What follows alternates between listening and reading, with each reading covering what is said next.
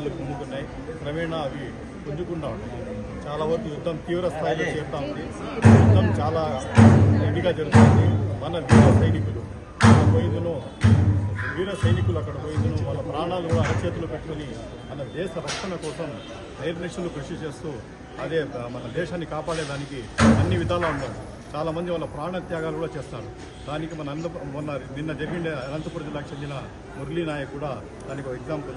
ఆయన కూడా ఆడ చనిపోవడం జరిగింది. ఆయన భౌతిక దేహాన్ని కూడా ఇక్కడ తీసుకొని రావడం జరిగింది. మన ఎక్స్ మినిస్టర్ జగన్మోహన్ రెడ్డి గారు కూడా దానికి తీవ్ర సంఘీభావం తెలిపినారు. తీవ్రంగా చాలా బాధపడినారు. దానికి వచ్చిన అక్కడ ఉండే వాళ్ళకందరికీ ఆయన వచ్చిన వాళ్ళ ఫ్యామిలీతో కూడా మాట్లాడేసి వాళ్ళకు చాలా వరకు బాధ పెట్టి వాళ్ళు ఈయనంత సహాయం చేస్తారని కూడా మాట్లాడడం జరిగింది. ఈ విధంగా ప్రజలు ఈ విధంగా వీళ్ళు సోల్జర్స్ అందరూ అక్కడ కష్టపడి వాళ్ళ ప్రాణత్యాగాలు చేస్తున్నారు. మన ఇండియాను ఇలా గెలిపించాలని తీవ్ర దీంతో ఉన్నారు. ఈరోజు మనం అంతా ఇక్కడ హాయిగా సంతోషంగా ఉన్నాం. కానీ వాళ్ళ పరిస్థితి చాలా దారుణంగా ఉంది. కాబట్టి మనం శక్తివంతమైన దేశం, ఎంత శక్తివంతమైన మన దేశమైనా ఆ దేవుని కృప చాలా అవసరం మనకు.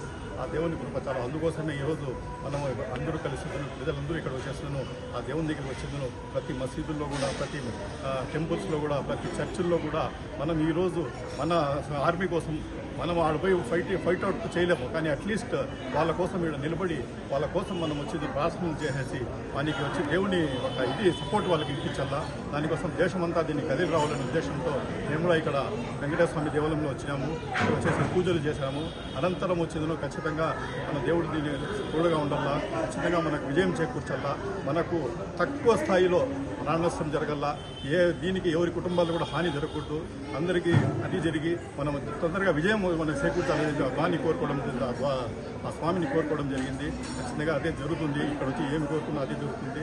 కాబట్టి తొందరగా యుద్ధం కూడా ముగించుకుని మన విజయకేతం దగ్గరికి వేసి మనం సంబరాలు కూడా చేసుకునే టైం కూడా దగ్గరలో ఉంటుందని చెప్పి నేను ఊహించుకుంటాను. ఆ దేవుని కూడా ఈరోజు అదే ప్రార్థిస్తున్నాను. గెలిచిన తర్వాత తిరిగి వీటికి వచ్చేసి ఆ దేవునికి ధన్యవాదాలు తెలుపుకుంటాను.